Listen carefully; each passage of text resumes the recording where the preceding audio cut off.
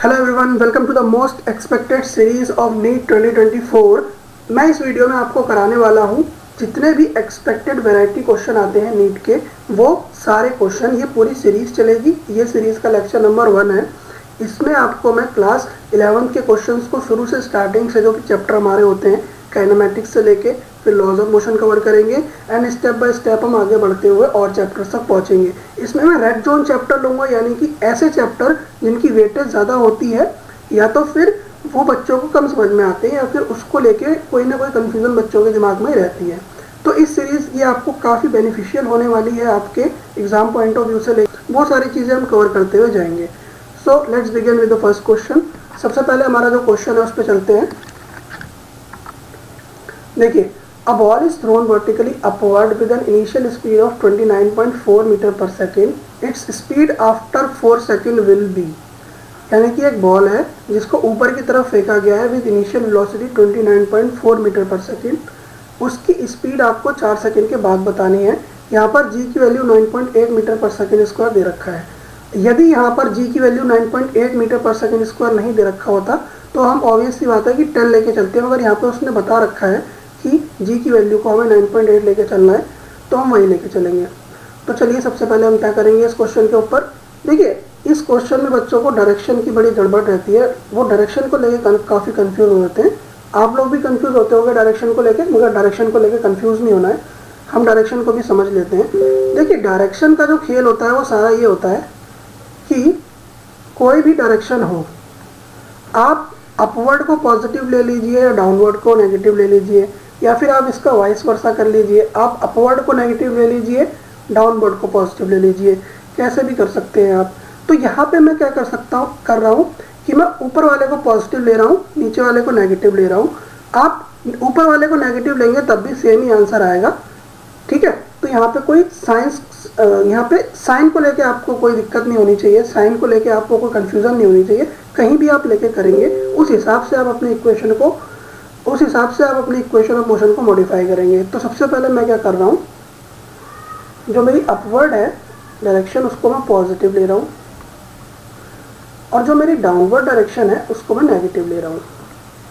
अब यहाँ पे ये कह रहा है कि एक बॉल है, उसको वर्टिकली अपवर्ड फेंका गया है with the initial speed of 29.4। देखिए, यहाँ पे वो 29 भी स्पीड दे सकता था, 29 मीटर पर सेकेंड, पर वो क्यों नहीं दे रहा है? वो 29.4 क्यों दे रहा है? क्योंकि वो चाहता है कि बच्चा सवाल को कैलकुलेटिव समझे और कैलकुलेशन में फंस जाए। तो यहाँ पे हमको सवाल को कैलकुलेटिव नहीं समझना है। यहाँ पे हमारे पास एग्जाम में 1 मिनट होता है इस सवाल को करने के लिए। उस 1 मिनट के अंदर ही हमें कोई सवाल को कैसे क्रैक करना है वो चीज़ें हमें सोचनी है। वो हमें चाहता है कि हम कैलकुलेशन में फंस जाएं, मगर हमें कैलकुलेशन में नहीं फंसना है। 29.4 अगर उसने दिया है तो कहीं ना कहीं उसने इसको सॉल्व करने के लिए कोई एक ऐसी वैल्यू दी होगी जो डेसिमल में होगी, तो उसको हमें यहाँ पे पुट करना है। और वो सारी चीज़ें अभी हम देखेंगे कि कैसे पुट होके वो हमारा आंसर जो है होल नंबर में आ रहा है, क्योंकि जो भी हमारे आंसर्स हैं वो सारे डेसिमल में हैं। तो देखिए मेरा ध्यान से, सबसे पहले जो हमारी इक्वेशन ऑफ मोशन अगर मैं यहाँ पर देखूँ तो हमारा फॉर्मूला लग रहा है v बराबर u प्लस AT वाला। यहाँ पे इसने बोला है कि जो इनिशियल स्पीड है वो है 29.4 मीटर पर सेकेंड, ठीक है। अब ये बोल रहा है कि ऊपर की तरफ फेंकी है हमने। अगर ऊपर की तरफ फेंकी है तो मैंने यहाँ पे ऊपर वाली डायरेक्शन को पॉजिटिव माना है, तो ये हो जाएगी मेरी पॉजिटिव में 29.4 मीटर पर सेकेंड। डायरेक्शन से ज़्यादा घबराना नहीं है। उसके बाद एक्सेलरेशन है जो कि g है। g का मतलब एक्सेलरेशन ड्यू टू ग्रेविटी। तो जो a है वो g के बराबर है, और g कितना है हमारा 9.8 मीटर पर सेकेंड स्क्वायर। अब ये 9.8 metre per second square positive ले या नेगेटिव ले? जो 9.8 मीटर पर सेकेंड स्क्वायर है, जो ग्रेविटेशन फोर्स है वो नीचे की तरफ लग रही है। तो ग्रेविटेशनल फोर्स नीचे की तरफ लग रही है, यानी कि बॉल जब ऊपर जा रही है तो वो उसको नहीं चाहती ग्रेविटेशनल फोर्स कि वो ऊपर की तरफ जाए, तो वो बॉल को रोकेगी ऊपर जाने से। तो जो ग्रेविटेशनल फोर्स है वो 9.8 मीटर पर सेकेंड की स्पीड से नीचे की तरफ लगेगी। तो इसलिए मैं यहाँ पर इसको नेगेटिव में 9.8 मीटर पर सेकेंड स्क्वायर ले रहा हूँ। और ये बीच वाले पॉइंट को आप रेफरेंस पॉइंट बोल सकते हो, इसको मैंने RP से यहाँ पर डिनोट कर दिया। अब इस इक्वेशन में वैल्यू पुट करो, आंसर निकालो, ज़्यादा कुछ है ही नहीं है। तो आपको फाइनल वेलोसिटी निकालनी है। इनिशियल आपको 29.4 दे रखी है, यहाँ पे पॉजिटिव का साइन है। ए जो है वो हमारा जी है जो कि 9.8 है, वो भी माइनस में। उसके बाद जो हमारा यहाँ टाइम है वो 4 सेकंड दे रखा है। सारी वैल्यूज़ को पुट करते हैं तो 29.4, देखिए इसको जो मल्टीप्लाई करेंगे 9.8 को 4 से, तो यहाँ पे हमारा आ जाएगा 39.2। अच्छा अभी ध्यान से देखो, मैंने थोड़ी देर पहले एक बात बताई थी कि अगर वो आपको पॉइंट में दे रहा है तो कहीं ना कहीं देखो, अगर सवाल एक बोल रहा है कि वो 1 मिनट में करना है, तो 1 मिनट में करने वाले सवाल को वो इस तरीके से दे रहा है कि वो 1 मिनट में हो जाए, आपको वो लेंथी सवाल नहीं देगा। तो आपको ये समझना है कि वो 1 मिनट में होगा कैसे। यही सारे फसाद की जड़ें, यानी कि यही सारे एग्जाम को क्रैक करने के तरीके हैं, टिप्स और ट्रिक है। तो यहाँ पे देखो 39.2 और 29.4 बन गया, तो इसका मतलब ये है कि 39 और 29 लगभग लगभग 10 का डिफरेंस है, ठीक है। तो 10 का डिफरेंस है, इसका मतलब देखो यहाँ पे मैं माइनस नहीं करूँगा, बिना माइनस करे ही आंसर आ जाएगा। मतलब कि इसको पूरा लिख के माइनस करने की ज़रूरत नहीं है। यहाँ पर अगर आप कोई एवरेज बच्चा हो जो अभी नया नया 11th में आया, नीट की तैयारी कर रहा है, अगर आप भी एवरेज वैसे ही हैं तो कोई दिक्कत नहीं है, तो वो डायरेक्टली ऐसे करेगा, क्योंकि ज़्यादातर चीज़ें उसके साथ ऐसे होती है, बचपन से वो ऐसे ही करता हुआ है। मगर आपको ऐसे नहीं करना है। आपको क्या देखना है भाई कि यहाँ पे ये 39 है और यहाँ पे ये 29 है, लगभग लगभग दोनों के बीच में, लगभग लगभग दोनों के बीच में हमारा 10 का डिफरेंस है। तो अगर दोनों के बीच में 10 का डिफरेंस है तो लगभग लगभग इसको माइनस करने पे आंसर 10 के आसपास आएगा। तो अगर आप यहाँ पे ध्यान से देखो तो ना तो ये आंसर 10 के आसपास है, ये 10 से बड़ा है, 4.9 भी 10 के आसपास नहीं है, 10 से बड़ा है, 29.4 भी 10 के आसपास नहीं है, 10 से बड़ा है, और 29.4 तो हो ही नहीं सकता है, क्योंकि यहाँ पे कुछ वैल्यू इससे माइनस होगी, और माइनस होगी तो 29.4 से कम आएगा, तो 29.4 भी आंसर नहीं हो सकता है। तो यहाँ तो आपका ये जाहिर हो गया है कि अगर 3 ऑप्शन आंसर नहीं है तो चौथा हमारा जो है ऑप्शन नंबर 2 हमारा करेक्ट आंसर होगा 9.8। एक तरीका तो ये हो गया। दूसरा तरीका इस सवाल को खटाक से जल्दी करने का क्या है दिमाग में, इसको सिर्फ इतनी ही इक्वेशन बन के सोचने का तरीका क्या है कि देखो ये 39.2 है, ये पूरा ये बड़ा है, तो जब भी हम इसको करने जाएंगे दिमाग में या फिर हम पेन पेपर पे, तो 39.2 को ऊपर लिखेंगे, 29.4 को नीचे लिखेंगे। तो अगर आप ध्यान से देखो तो इस 2 पे कैरी आएगा, कहीं ना कहीं 12 बनेगा, और 12 में से 4 जाएगा तो कितना आता है, 8 आता है। तो अगर 8 आता है तो देखो ना तो इसके पॉइंट के बाद 8 है, ना तो इसके पॉइंट के बाद 8 है, ना तो इसके पॉइंट के बाद 8 है, सिर्फ और सिर्फ जो हमारा ये वाला है इसमें ही पॉइंट के बाद 8 है, जो कि 9.8 मीटर पर सेकंड स्क्वायर है, सॉरी 9.8 मीटर पर सेकंड है। तो ये तरीका होता है हमारे क्वेश्चन को पकड़ने का, आंसर को जल्दी पकड़ने का, ठीक है। तो कहीं ना कहीं कुछ बच्चे, देखो ज़्यादातर बच्चे, मैं ये नहीं कह रहा कि हर बच्चा कंफ्यूज होता है इन डेसिमल्स वाले क्वेश्चन में, मगर मोस्ट ऑफ द बच्चे कंफ्यूज हो जाते हैं वहाँ पे, उनको फिर वो पेन पेपर लेके करने लग जाते हैं। तो वो सब चीज़ें आपको नहीं करनी है, फटाक से कैसे आंसर निकालना है। तो देखो 39 और 29 के बीच में लगभग 10 का डिफरेंस, देखो 10 का डिफरेंस किसी में भी नहीं है, यानी कि दोनों को माइनस करने पे 10 लगभग 9.8 के आसपास ही आंसर आएगा। और दूसरा तरीका मैंने बता दिया कि उसको 12 कैरी लेंगे, 12 में से 4 घटाएंगे तो 8 आएगा। तो पॉइंट के बाद 8 सिर्फ इसी वाले में आ रहा है और किसी में नहीं आ रहा है। So option number 2 is the correct answer, ठीक है। Move on to the next question. देखिए अगला क्वेश्चन है जो हमारा नीट में आया है 2020 में, एकदम सिमिलर वैसा ही क्वेश्चन है जैसा ही मैंने आपको कराया है। इसको आप जरा लगाइए थोड़ा सा, उसके बाद मैं आपको कराता हूँ। वीडियो को पॉज कीजिए और इस सॉल्व को लगाइए। अगर आपने लगा लिया है तो करते हैं इस क्वेश्चन को। देखो क्या बोल रहा है, a ball is thrown vertically downward with a velocity of 20 metre per second from top of a floor. सीधी सी बात है, अगर किसी बॉल को नीचे फेंका गया है या किसी ग्राउंड लेवल से ऊपर फेंका गया है, तो सबसे पहले मेरे को डायरेक्शन अपनी बना लेनी है, या दिमाग में सेट कर लेनी है कि ऊपर को पॉजिटिव मानना है और नीचे को नेगेटिव मानना है, और ये बीच में मेरा रेफरेंस पॉइंट है, ठीक है। अब ये बोल रहा है कि एक बिल्डिंग से जो बॉल है वो नीचे की तरफ फेंकी गई है। तो अगर ये बिल्डिंग है तो इससे बॉल नीचे की तरफ फेंकी गई है 20 मीटर पर सेकेंड से टॉप ऑफ द टावर से। अब बोल रहा है कि वो हिट करती है ग्राउंड को कुछ समय के बाद 80 मीटर पर सेकेंड की स्पीड से। तो हमें हाइट बतानी है टावर की कितनी होगी, यानी कि ये जो हाइट टावर की ये हाइट हमें बतानी है कि ये हाइट कितनी होगी। तो ध्यान से देखो, यहाँ पे वाली इक्वेशन यूज नहीं होगी जो हमने पिछले क्वेश्चन में की। यहाँ पे इक्वेशन यूज होगी वी स्क्वायर बराबर यू स्क्वायर प्लस 2g, और यहाँ पे टावर की हाइट h है जो कि मेरे को निकालना है, तो इसको h मान लिया है। ठीक है, वैसे आता क्या है यहाँ पे 2as आता है। यहाँ पे देखो बच्चों क्या आता है 2as आता है। तो a को क्या मान लिया है g, क्यों? क्योंकि ऊपर से गिरा रहे हैं। और s को क्या मान लिया है h, क्यों माना है h? इसलिए माना है क्योंकि जो टावर की हाइट है उस हाइट से गिरा रहे हैं। तो अब क्या करेंगे हम लोग, इनिशियल वेलोसिटी उसने दे रखी है मेरे को 20 मीटर पर सेकेंड से फेंका है। तो 20 मीटर पर सेकेंड से फेंका है कहाँ? नीचे।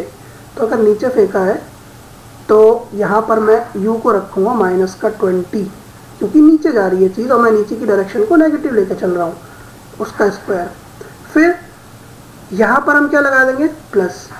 उसके बाद 2 इंटू जी। जी कितना है मेरा?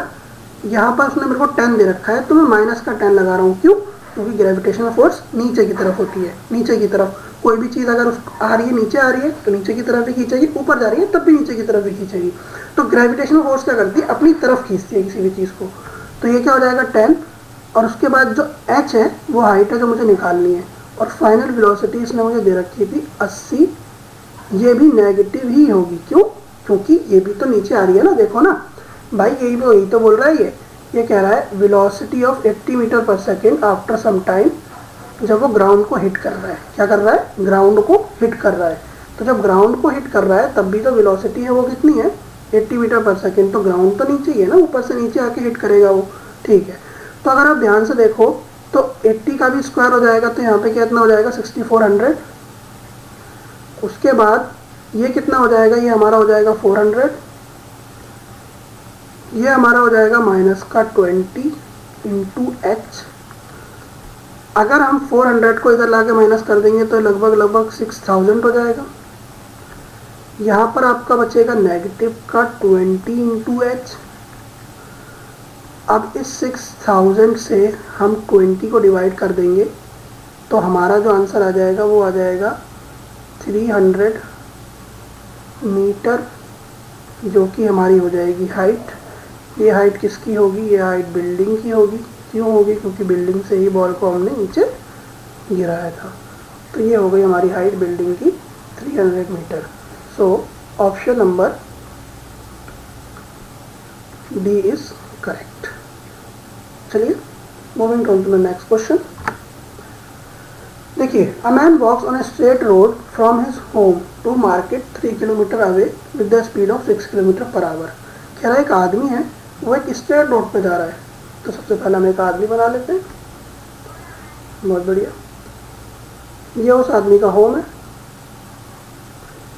और ये एक स्ट्रेट रोड से जा रहा है मार्केट में। बहुत ही बढ़िया। अब ये कह रहा है कि जो मार्केट है उसके घर से 3 किलोमीटर दूर है। ये इनकी दूरी है।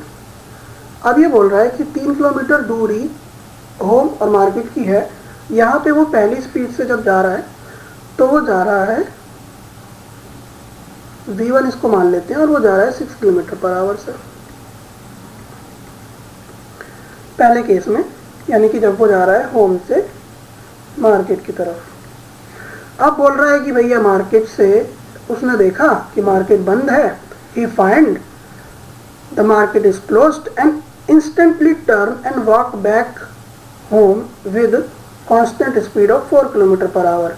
उसने देखा कि मार्केट बंद है और वो वापस आ गया उल्टे पांव अपने घर की तरफ with the speed of 4 kilometre per our. तो दोबारा वो v2 की स्पीड से आया 4 किलोमीटर पर आवर से, और इस बार वो आया मार्केट जो कि बंद थी वहाँ से होम आ गया। अब ये कह रहा है कि भैया इस दौरान उसकी जो है एवरेज स्पीड बताओ during the first 1 hour of motion. पहले 1 आवर ऑफ मोशन में उसकी जो होती है एवरेज स्पीड बताओ। देखो, एवरेज स्पीड के हमारे पास 2 फॉर्मूले होते हैं। एक तो एवरेज स्पीड का फॉर्मूला होता है हमारे पास, एवरेज स्पीड का एक जनरल फॉर्मूला हमारे पास क्या होता है? जनरल फॉर्मूला मतलब जिस फॉर्मूले से बाकी फॉर्मूले ड्राइव हुए हैं वो होता है टोटल डिस्टेंस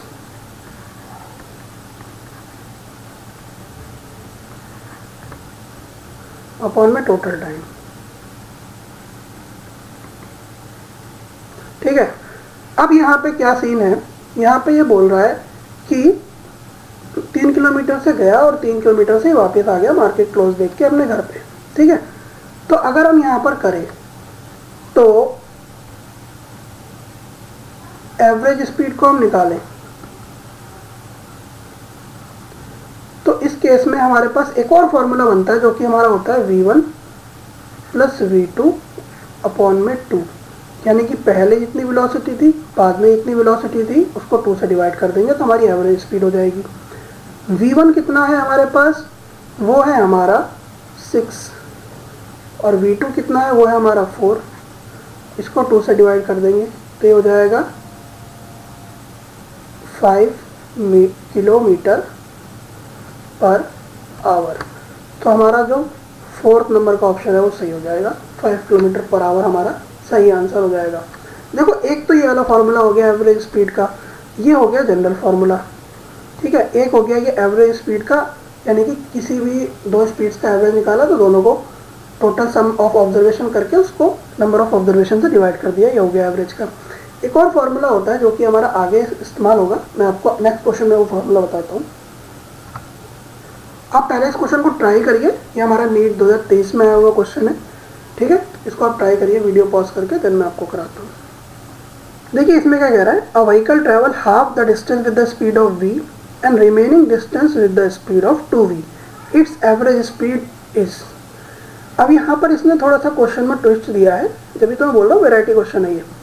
यहाँ पे ये बोल रहा है एवरेज स्पीड का क्वेश्चन, मगर यहाँ पे उसने वेराइटी डाल दी एग्जामिनर ने। A vehicle travels half of the distance with the speed of v and remaining distance with the speed of 2v। एक व्हीकल है हमारे पास, मानिए वो यहाँ से यहाँ गया,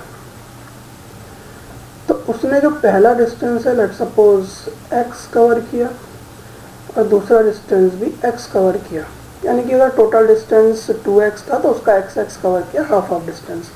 कह रहा है पहला डिस्टेंस अगर उसने v कवर किया तो रिमेनिंग और जो बाकी का डिस्टेंस था उसको स्पीड 2v से कवर किया, तो उसकी एवरेज स्पीड बताइए।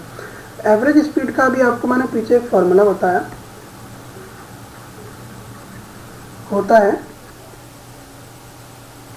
टोटल डिस्टेंस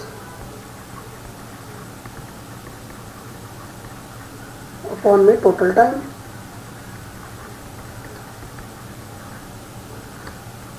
तो यहाँ पे अगर मैं बोलूँ कि टोटल डिस्टेंस उसने कितना ट्रेवल किया, तो भैया पहले x गया और फिर x गया, पहले x गया फिर x गया, और टोटल टाइम उसने जो ट्रेवल किया वो पहले कुछ t टाइम से गया होगा, t1 टाइम से, और आगे किसी t2 टाइम से गया होगा, और ये इसकी एवरेज स्पीड है, ठीक है। तो हम ऐसा करते हैं कि यहाँ पे जो टाइम है उसको हम स्पीड और डिस्टेंस की टर्म में ले लेते हैं, क्योंकि टाइम के बारे में कुछ हमें आइडिया नहीं है। तो अगर आप देखो तो स्पीड का फॉर्मूला होता है डिस्टेंस अपॉन में टाइम, या x से डिस्टेंस दिखा रहा हूँ, तो जो हमारा टाइम हो जाएगा वो हो जाएगा डिस्टेंस अपॉन में स्पीड, ठीक है। तो ये वही चीज़ मैं यहाँ पे पुट करने जा रहा हूँ। तो x और x टोटल डिस्टेंस हो जाएगा 2x, t1 टाइम हो जाएगा x अपॉन में s 1, और t2 टाइम हो जाएगा x अपॉन में s 2, क्योंकि s1 is the speed of the first journey, ये वाली, and s2 is the speed of second journey. अब देखिए इधर ये हो जाएगा 2x, और अगर हम इसका एलसीएम करेंगे तो यहाँ पे हमारे पास इस पूरे को सॉल्व करने के बाद, देखिए अगर आप ध्यान से देखें तो सॉल्व मैं कर देता हूँ। इसका एलसीएम करिए s1 s2, और ये हो जाएगा s2x, ये हो जाएगा s1x। उसके बाद 2x, s1 प्लस s2, इन दोनों में से हम x को बाहर निकालेंगे तो यहाँ पे कॉमन x आ जाएगा, बचेगा s1 प्लस s2, और नीचे बचेगा s1 इंटू S2।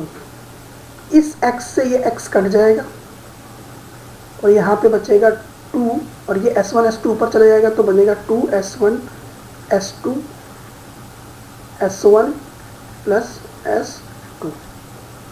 अब देखिए हमारा फाइनल फार्मूला बन गया। इस फार्मूले में सिर्फ हमको ये दोनों स्पीड को पुट करना है और अपनी एवरेज स्पीड निकालनी है, ठीक है। तो S1 हमारी पहली स्पीड है v, S2 हमारी दूसरी स्पीड है 2v, S1 प्लस S2 करूँगा तो v और 2v कितना हो जाएगा 3v। जब इस सबको मैं सॉल्व कर लूँगा तो ये हो जाएगा 4v स्क्वायर और ये हो जाएगा 3v। अब यहाँ पे मैं इस v से एक v से मैं दूसरा v यहाँ पे कट कर दूंगा, मैं इस v से इस v को काट दूंगा तो यहाँ पे ये बचेगा 4/3v। ये हमारा आंसर हो जाएगा। सो 4/3 इज द करेक्ट आंसर, ठीक है। तो ये हमारा करेक्ट आंसर है। आप देखो एग्जाम में क्या करना है, एग्जाम में इतना लंबा नहीं करना है, आपको डायरेक्टली ये फार्मूला याद रखना है, ठीक है। इसको लर्न कर लो और डायरेक्ट ये फार्मूला लगा के आपको एग्जाम में कटाक से क्वेश्चन को करना है। देख इतनी चीज़ें आप दिमाग में कर सकते हो। S1 S2 को पुट किया, v और 2v दे रखा है, मल्टीप्लाई कर लिया दिमाग में और नीचे 3v है। ये देखो 3 सिर्फ इन तीन, एक इस केस में, एक इस केस में, एक इस केस में, तो ये तो वैसे ही नहीं होगा क्योंकि नीचे क्या आना है 3 आना है, नीचे क्या आना है 3 आना है। 2v और v को जोड़ के क्या आता है 3v आता है। तो S1 प्लस S2 क्या आएगा 3v आएगा। तो सिर्फ 1 2 और 4 हो सकता है, 3 तो वैसे नहीं हो सकता, 3 को ऐसे एलिमिनेट कर दूंगा। तो जितना पेपर, जितने क्वेश्चन आप एलिमिनेशन के मेथड से करेंगे, चीज़ों को एलिमिनेट करते हुए करेंगे, उतनी चीज़ें आपके लिए आसान हो जाएंगी, क्वेश्चन आसान हो जाएगा। चीज़ों को एलिमिनेट करना सीखिए, ठीक है। तो यहाँ पे क्या आ जाएगा 4/3 हमारा आंसर आ जाएगा, ठीक है। Moving on to the next question.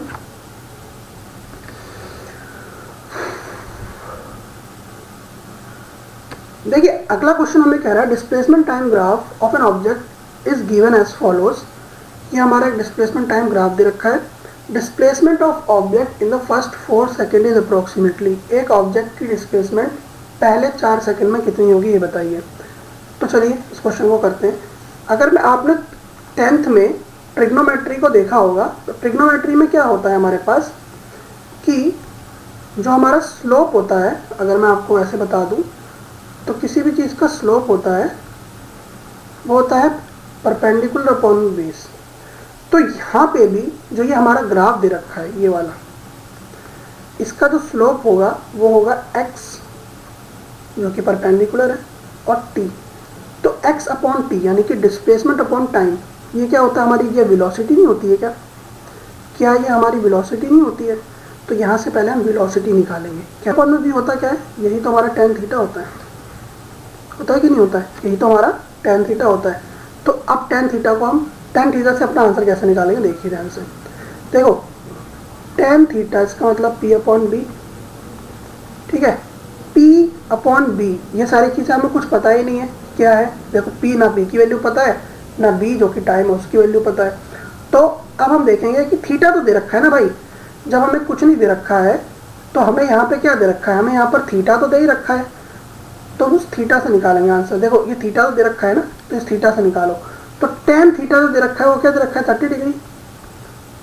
अगर tan थीटा 30 डिग्री दे रखा है तो tan 30 पे हमारे ट्रिग्नोमेट्रिक रेशियो में वैल्यू कितनी आती है, वैल्यू आती है 1/√3।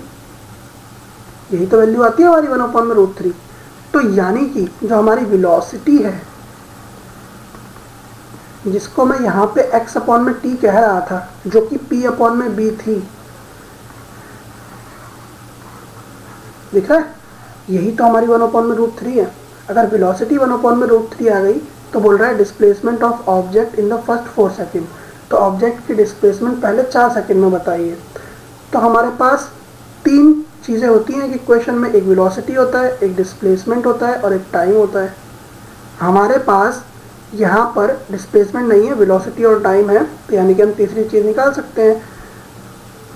तो हमें यहाँ पर डिस्प्लेसमेंट निकालनी है। तो डिस्प्लेसमेंट हमें यहाँ पे हमें क्या निकालनी है, डिस्प्लेसमेंट निकालनी है। तो हम यहाँ पे हमें डिस्प्लेसमेंट निकालनी है, तो हम कैसे निकालेंगे, देखिए हम क्या कर देंगे v इंटू टी कर देंगे।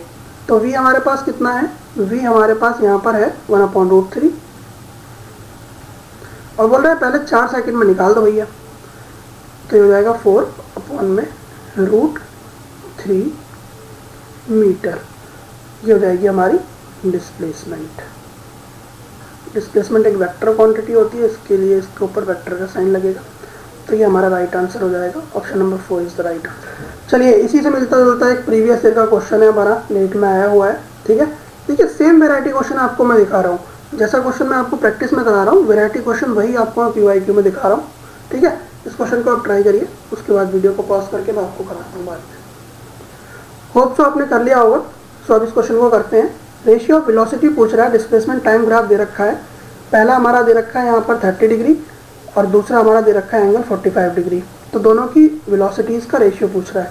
तो वेलोसिटी अभी हमने पीछे पढ़ लिया कि v1 अगर v2 का रेशियो में निकालूंगा तो यहाँ पे tan थीटा जो भी 1 होगा और tan थीटा जो भी 2 होगा वो रखेंगे। तो tan थीटा 1 यहाँ पर कितना है, tan 30 है, और tan थीटा 2 यहाँ पर कितना है, 45 डिग्री है। tan 31/√3 होता है क्या, और tan 45 हमारे पास यहाँ पे 1 होता है क्या, tan 45 हमारे पास यहाँ पर 1 होता है क्या। तो यहाँ पे हम क्या करेंगे, ये हो जाएगा 1/√3। तो ये हो जाएगा हमारा v1/v2 का ratio. So option number 4 is the correct answer. Moving on to the next question. देखिए अब ये क्वेश्चन कह रहा है कि the position of an object moving along the straight line x axis is given as this. अब यहाँ पे आपको पोजीशन दे रखी है एक इक्वेशन के फॉर्म में, ठीक है। अभी तक आपको जो पोजीशन दे रहा था वो एक न्यूमरल फॉर्म में दे रहा था, 20 मीटर, 25 मीटर, 29.4 मीटर। अब यहाँ पे उसने एक इक्वेशन बना के दे दी, कह रहा है यहाँ पे x को मीटर में नापा गया है और t को सेकंड में नापा गया है। तो आप एवरेज वेलोसिटी बताइए during the first 2 second of motion. पहले 2 सेकंड के लिए आप इसकी एवरेज वेलोसिटी बताइए। तो यहाँ पे हम इसकी एवरेज वेलोसिटी को निकालेंगे। चलिए निकालते हैं। देखिए अब यहाँ पे थोड़ा एक कॉन्सेप्ट यूज होगा जो हमारा होता है डेरिवेटिव का। डेरिवेटिव का कॉन्सेप्ट बहुत ईजी है, ज़्यादा डिटेल में नहीं बताऊँगा मैं, शॉर्ट में इसको समझेंगे। देखिए डेरिवेटिव का क्या कॉन्सेप्ट होता है, वेलोसिटी निकालनी है तो वेलोसिटी होती है हमारी dx/dt, यानी कि differential of displacement with respect to differential of time. तो dx में x की जगह पे मैं रखूँगा 9 प्लस में 3t² और नीचे आएगा dt with respect to time. हम इसको डिफरेंशिएट कर रहे हैं तो यहाँ पे ये हो जाएगा जो डिफरेंशियल होता है कांस्टेंट का। यहाँ पे 9 एक कांस्टेंट नंबर है, 9 एक कांस्टेंट नंबर है। इसका मतलब ये है कि धरती, आकाश, पाताल, पृथ्वी, सूरज, हर जगह 9 9 ही रहेगा। 9 कभी 6 नहीं बनेगा, 9 कभी 1 नहीं रहेगा। कांस्टेंट बोलने का मतलब ये है। तो 9 हमेशा 9 ही रहेगा, ठीक है। तो डिफरेंशियल ऑफ 9 हमेशा 0 होता है, किसी भी कांस्टेंट का डिफरेंशिएशन हमेशा 0 होता है, ठीक है। और 3t² का डिफरेंशिएशन अगर हम करेंगे तो ये 2 जो होता है, ये छोटू सा यहाँ पे है, ये आगे आ जाता है और इस 3 के साथ मल्टीप्लाई हो जाएगा और इस 2 की एक पावर कम हो जाएगी। बोले तो अगर ये 3t² है तो ये जो 2 है पहले तो आके ये इससे मल्टीप्लाई होगा, ठीक है, और साथ ही साथ इस 2 की एक पावर कम हो जाएगी। तो ये कुछ इस तरीके का दिखने लगेगा इसके बाल काटने के बाद, है ना। तो ये कुछ इस तरीके का दिखने लगेगा। तो इसका तो भैया 0 हो गया और इसका कितना हो गया, 60 हो गया।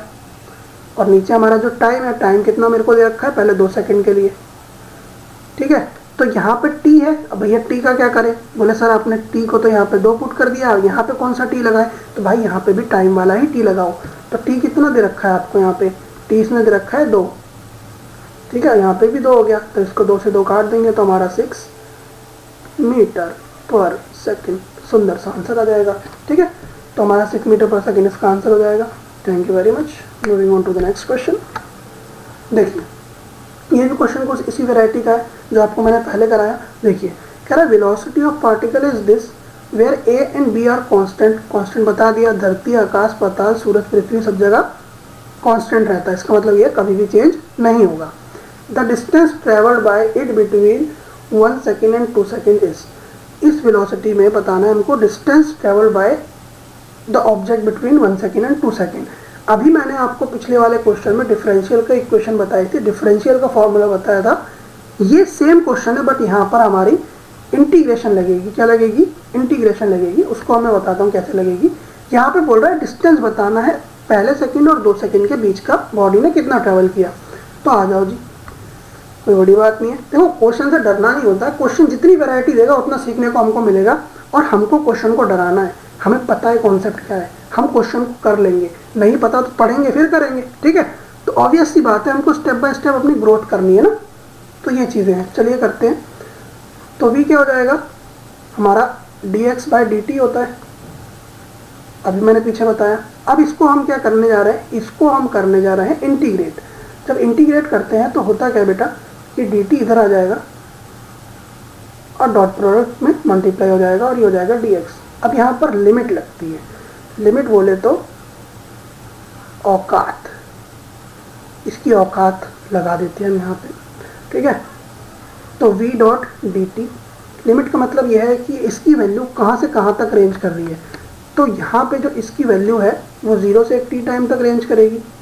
अब वो t टाइम क्या होगा वो हम पता लगाएंगे, ठीक है। या फिर वो 0 क्या होगा, वो 0 1 हो सकता है, 2 हो सकता है। और ये हमारी dx होगी, इसमें भी इसकी औकात लगेगी, और ये 0 से लेके x तक रेंज होगा, यानी कि पूरी x तक इसकी एक वो वैल्यू बनेगी, ठीक है। अच्छा देखो, अब इस इक्वेशन को मैं इंटीग्रेट करने जा रहा हूँ। तो यहाँ पे हम v को रखेंगे जो कि हमारा at plus B T square dot D T. अब देखो इंटीग्रेशन में होता क्या है कि वहाँ पे हम पावर को कम कर रहे थे, यहाँ देखा, यहाँ पे मैंने पावर को कम किया था, ठीक है, और एक पावर कम होके फिर मल्टीप्लाई हुआ था। अब इसमें हम क्या करेंगे, इसमें हम करेंगे ये कि हम इंक्रीज कर देंगे पावर को। इंक्रीज करने के साथ साथ ही हम क्या करेंगे, नीचे भी एक नंबर को लेके आएंगे। तो अब ध्यान से देखो, तो ये हो जाएगा ए टी का स्क्वेयर बटे 2 प्लस बी टी का क्यूब बटे 3, ठीक है, ये हमारा हो गया। उसके बाद हम क्या करेंगे यहाँ पे, अब ये बोल रहा है भैया जब आप ये चीज़ निकाल लिए इंटीग्रेशन करने के बाद, तो बोल रहा है कि distance travelled by the body between 1 second and 2 second. तो हम क्या करेंगे, फॉर 1 सेकेंड निकालेंगे। यहाँ पे 1 सेकेंड के लिए हम क्या करेंगे, टी की जगह पे 1 रखेंगे। तो यहाँ अगर मैंने 1 रख दिया तो 1 का स्क्वायर कर दिया तो ये क्या a बाय 2 हो जाएगा, और यहाँ पे भी 1 रख दिया तो ये क्या हो जाएगा, b बाय 3 हो जाएगा। अब हम निकालेंगे फॉर 2 सेकेंड। फॉर 2 सेकेंड जब हम निकालेंगे तो a t की जगह पे 2 रखेंगे, उसका स्क्वायर करेंगे बटे में 2, b t की जगह पे 2 रखेंगे, उसका क्यूब करेंगे बटे में 3। तो ये हो जाएगा 2 2 ज़ा 4, और 4 को 2 से डिवाइड कर देंगे तो ये हो जाएगा 2a, और ये हो जाएगा 2 की पावर 3 8a 8b बटे में 3। अब ये बोल रहा है distance travelled by it between 1 and 2 second. तो जो भी डिस्टेंस भैया जो ये था और जो ये था, तो 1 सेकेंड के लिए तो ये था और 2 सेकेंड के लिए ये था, तो इन दोनों के बीच के डिस्टेंस को माइनस कर दो। तो distance at 2 minus distance at 1, क्योंकि इनके बीच का निकालना है ना भैया। राम और श्याम का घर है यहाँ पे, इसका 20 मीटर पे है इस पॉइंट से, इसका इस पॉइंट से 10 मीटर पे है। तो राम और श्याम के बीच की दूरी कितनी है भैया, 10 मीटर है कि नहीं है, है कि नहीं है।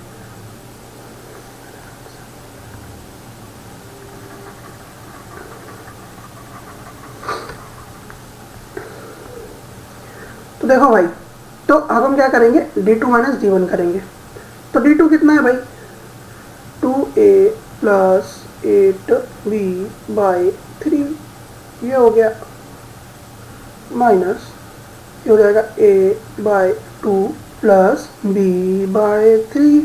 अगर आप ध्यान से देखो ये 2a है और ये a बाई 2 है, तो इसको माइनस करने के बाद क्या आएगा, 3a बाई 2, और ये 8b बाई 3 है और ये b बाई 3 है, तो 8b में से 1b गया तो कितना आएगा, 7b बाई 3। सो ये हमारा आ जाएगा डिस्टेंस बिटवीन 2 एंड 1।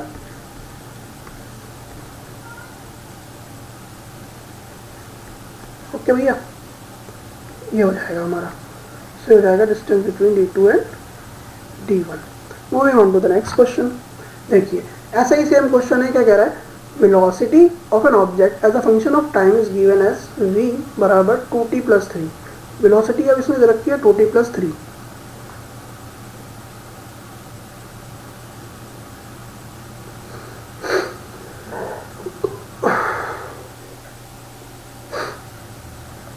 अब कह रहा है डिस्प्लेसमेंट बताओ बिटवीन टाइम 0 से लेकर 4 सेकंड के बीच में, if unit of velocity metre per second. ठीक है, अब हमें क्या करना है, 0 से लेकर 4 सेकंड के बीच की वेलोसिटी डिस्प्लेसमेंट हमको यहाँ पे बतानी है। तो वही चीज़ करनी है बेटा, इंटीग्रेशन करो। तो इंटीग्रेशन के लिए हम क्या करेंगे, v.dt करते हैं, जो कि dx निकाल के देता है हमको 0 से लेकर t के लिए। ठीक है, अब यहाँ पे रखो 2t + 3। तो यहाँ पे ये क्या हो जाएगा, इंटीग्रेशन के बाद 2t²/2 और ये हो जाएगा 3t, है ना। अच्छा, यहाँ पे कुछ नहीं था तो क्या आ गया, t आ गया। अच्छा, यहाँ पे अगर हम इसका डिफरेंशिएशन कर रहे होते तो डिफरेंशिएशन ऑफ द कांस्टेंट, ये यहाँ पे क्या है, 3 कांस्टेंट है। 3 धरती आता 3 जो है वो धरती आकाश पाताल हर जगह एक ही रहेगा, तो 3 का डिफरेंशिएशन 0 हो जाता। मगर यहाँ पे क्या कर रहे हैं, इंटीग्रेशन, तो 3 क्या हो गया, 3t हो गया। ठीक है, अब यहाँ पे हम करेंगे फॉर 0 सेकेंड। तो 0 सेकेंड के लिए भाई क्या होगा, यहाँ पे भी 0 लगा दिया, यहाँ पे भी 0 लगा दिया, तो पूरा ही 0 हो जाएगा। तो 0 सेकेंड के लिए तो भैया 0 मीटर हो गया। और फॉर 4 सेकेंड, 4 सेकेंड के लिए कितना हो जाएगा, तो यहाँ 4 सेकेंड पे रख के देखते हैं इसकी वैल्यू। तो यहाँ पे आ जाएगा 4² + 3 × 4। तो ये हो जाएगा 2 से 2 कटेगा और ये हो जाएगा 16 + 12 और ये हो जाएगा 28 metre. So option number 3 is our correct answer. ठीक है, तो ये हमारे आज के सारे वैरायटी क्वेश्चन हैं। हम आगे भी ऐसी में और क्वेश्चन की सीरीज लाता रहूँगा। अगर आपको ये वीडियो अच्छी लगे तो आप कमेंट में बताएं। अगर किसी भी क्वेश्चन में डाउट है तो वो भी कमेंट में बताएं। ठीक है, इस वीडियो को आप कितना रेट करते हैं वो भी कमेंट में बताएं और इस वीडियो को भर भर के शेयर करें जिस भी स्टूडेंट को इस वीडियो की ज़रूरत है। और मैं ऐसी वीडियो की सीरीज लाता रहूँगा, क्योंकि मेरा एक मोटिव है कि कोई भी बच्चा अपने सिलेक्शन से ना रुक पाए, हर एक बच्चे का सिलेक्शन हो। ठीक है, तो आप क्या करेंगे, इस वीडियो को शेयर करेंगे, बच्चों को लाइक करेंगे, वीडियो को सब्सक्राइब करेंगे चैनल को। And thank you very much. मिलते हैं नेक्स्ट वीडियो में।